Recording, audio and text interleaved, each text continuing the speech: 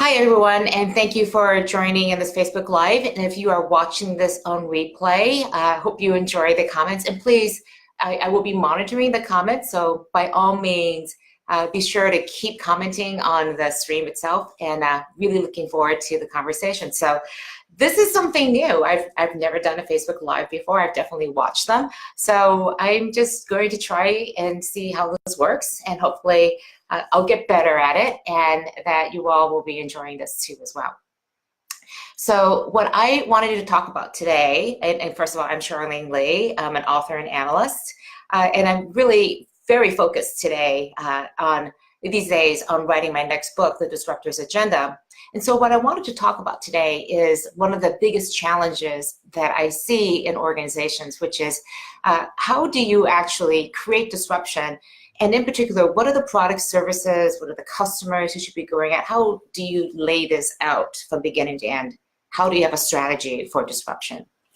And one of the questions I get asked all the time by companies trying to disrupt themselves is, what are the products or services we should be delivering? How do we think about what we should be creating? What should we be doing?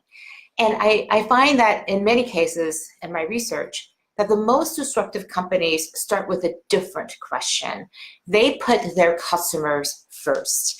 They become completely obsessed with their customers. And then they think about the products and services that those customers want. So I think in many ways, one of the biggest problems with companies trying to disrupt themselves is that they're putting the products and services before their customers, when in fact, the most disruptive organizations are doing just the opposite. They're focusing on customers before they focus on their products and services. So I encourage you, if you are here, I see some people are joining the conversation. So by all means, keep listening. And if you have any questions as we go along, please post them, and I'll be stopping along the way to see if there are any questions. So, and thank you for the thumbs up and the hearts. Always good to know that this is working for you. So the first example I would love to give is Amazon. I think we all know that Amazon is a highly disruptive organization. And when you look at their leadership lessons that they have, the values that they have for leaders, one of the things that they have at the #1 position is customer obsession. And in particular, one of the things they do, excuse me for a second, I have a cold. One of the things they do is they really build into their processes what are customers doing. They're getting real-time feedback, and they build this deeply into the organization. So this isn't just something you bring up and think about when you're creating a product. It's something you live every single day, and that infuses every discussion that they have, every decision that they have. They are truly a customer-obsessed organization. But I think there's something, a little bit of a subtext underneath that. They're not just focused on their customers, they're really actively thinking about their future customers. And as a result, they're not just focused on meeting the needs of the customers of today, they're thinking about the customers of the future.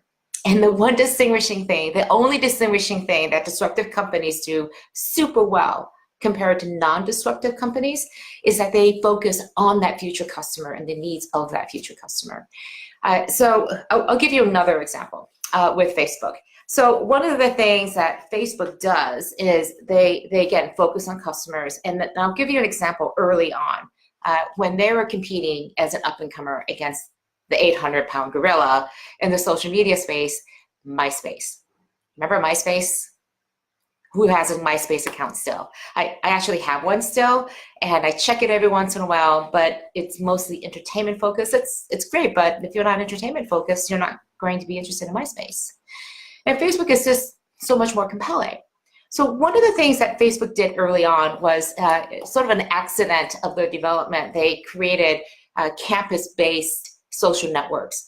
So if you were at Harvard, the first site for Facebook, everybody got onto there. So basically they had 50% penetration of the undergrad population within a month. And then after that, they started expanding to other college campuses around the Ivy League. And then they started adding high school students, because that was a natural social network that if you're in college, you want to connect with your friends still in high school. And they quickly realized that they were saturating the market. So where are they going to look for growth? We're looking around. We could penetrate every single college in the US and in the world, and then what happens? So they did something pretty astounding. They said, we're going to turn our back on our most loyal customers, our college students and high school students who love connecting with each other. And we're going to do the exact thing that they don't want to do. We're going to invite their parents over here to join the social network. So can you imagine the parents say, yeah, I want to be able to connect, see what my kids are doing, but also connect with my high school and college friends. So we know the history from there, billions of people on there. But Facebook had to be willing to turn its back on its existing customers, its loyal customers, its best customers, and really focus on the customers of the future.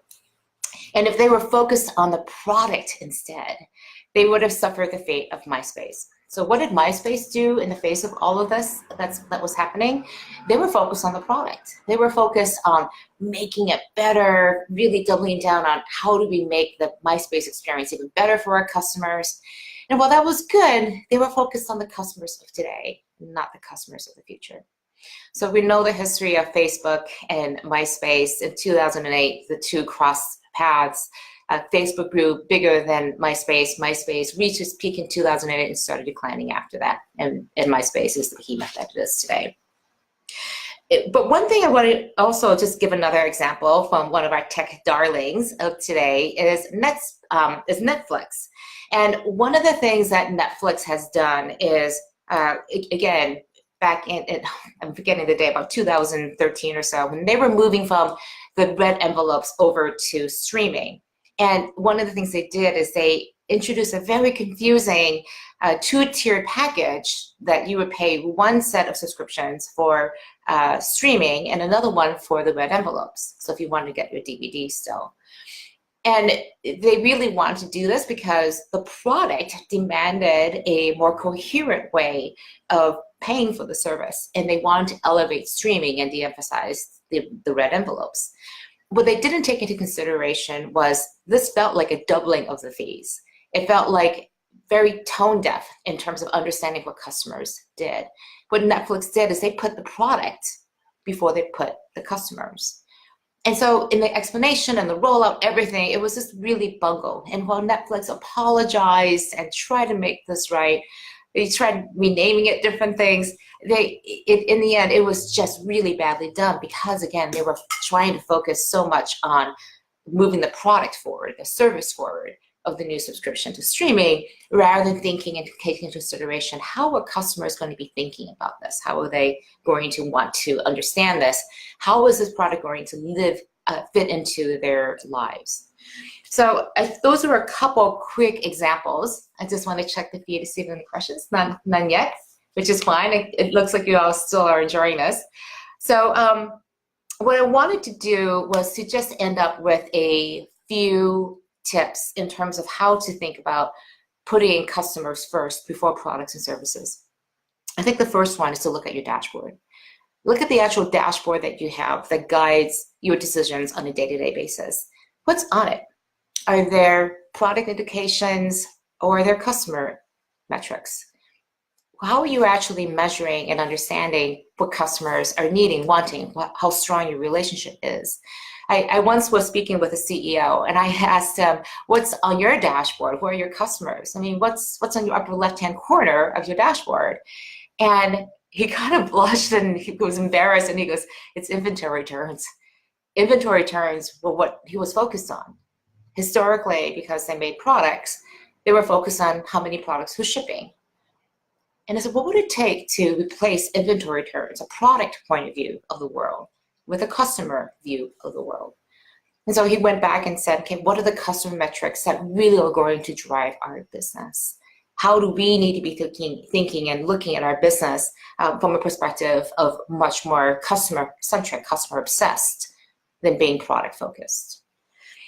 The second thing is to really align your organization around who your customer is. I can't tell you how many times I've walked into organizations and I go, okay, show me your segmentation of customers. How do you think about them? How do you understand them? How are they different or similar from each other? And how are these segmentations and your understanding of these personas of customers built around the organization. And inevitably, I get like 5 or 8, sometimes 20 different decks of presentation upon presentation of this persona and that. We have 3 segments, we have 8 segments. There is no unified aligned view of who the customer is inside an organization. Not a single point of view, with many facets, of course, of that customer, but a single point of view of who that customer is. So take a look at all the ways you think about the customers inside your organization and say, how do we have a single view? Who are we trying to serve? Because if you're not aligned on who your customer is, how can you get obsessed about them? Can you really deeply think about that customer from the executives to the front lines if you don't know who that customer is? And the third thing I would say is to start what I would call a customer advisory board. And again, these 3 things don't cost a lot of money, and they can be done in any size organization, no matter where in the life cycle you are of disruption. These are 3 basic things around having a great business, but laying the foundation for disruption too. But I think the customer advisory board is one of the most interesting things I've seen companies do. Most people if they have a customer advisory board, they take the best and biggest customers and kind of reward them by putting them on the advisory board. And it's kind of a feel-good place. They might go wine and dine them off in some place in like Napa or Paris or something. But is it really working for you in terms of providing value into what your customers really want? If you really want to be disruptive, then find your most disruptive customers and put them on the advisory board. Don't take your best ones that are perfectly happy with you. Find the ones that are constantly pushing you past your comfort zone.